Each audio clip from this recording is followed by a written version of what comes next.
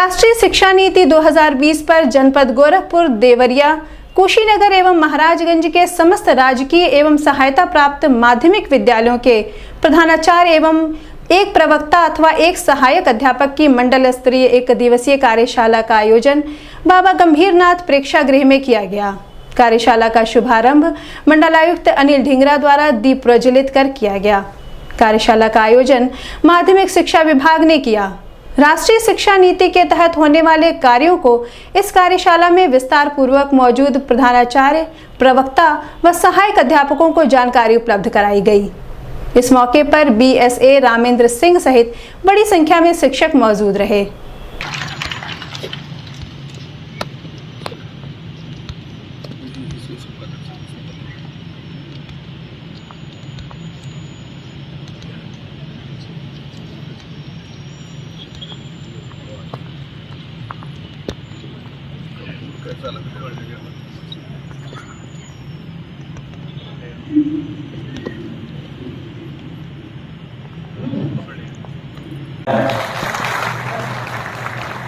Bouquet स्मृति और शाल उठाकर मंडलायुक्त महोदय सम्मान कर रहे हैं।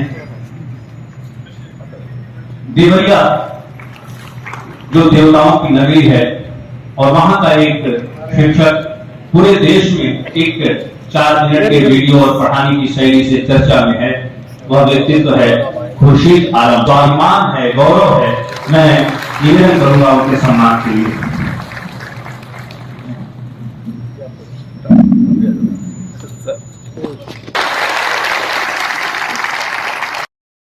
लॉर्ड मैकाले ने शिक्षा व्यवस्था को भारतीय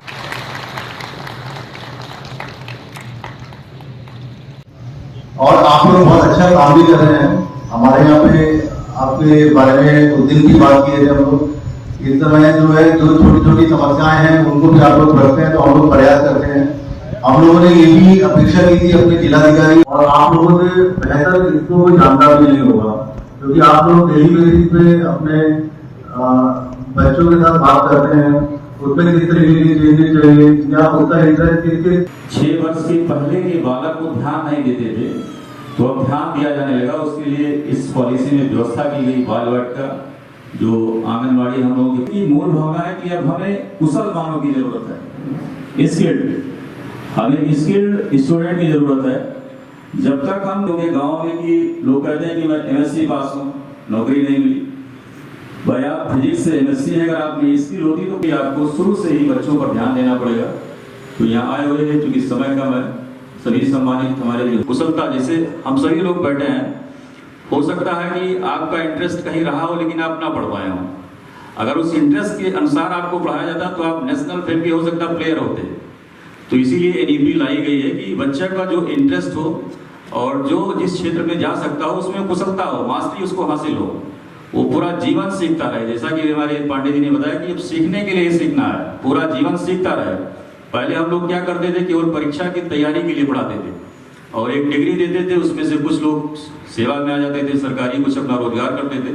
लेकिन अगर वो बच्चा पढ़ लिख के कुशल होगा तो वो समाज का एक कुशल बालक या बालिका विद्यालय में नामांकन तो कराते हैं, लेकिन जिस स्तर की शिक्षा को प्राप्त करने के लिए वो नामांकन। इस संबंध में मीडिया कर्मियों से बात करते हुए संयुक्त शिक्षा निदेशक योगेंद्र नाथ सिंह ने बताया, राष्ट्रीय शिक्षा नीति 2020 देश में लागू है और राष्ट्रीय शिक्षा नीति 2020 में क्या करना है, कैसे करना है, उसको कैसे क्रियान्वित करना है, इस चीज़ पर हम लोगों ने आज की एक कार्यशाला रखी है और इसमें पूरे मंडल के सभी राजकीय विद्यालय और सभी शासकीय विद्यालय के प्रधानाचार्यों को और उनके सभी एक अध्यापक को यहाँ बुलाया गया है और इसके साथ ही हमने सभी डाइट के प्रवक्ता को और संस्कृत विद्यालयों के सभी प्रधानाचार्यों को यहाँ इनवाइट किया है। सर क्या क्या जानकारियाँ दी जा रही है?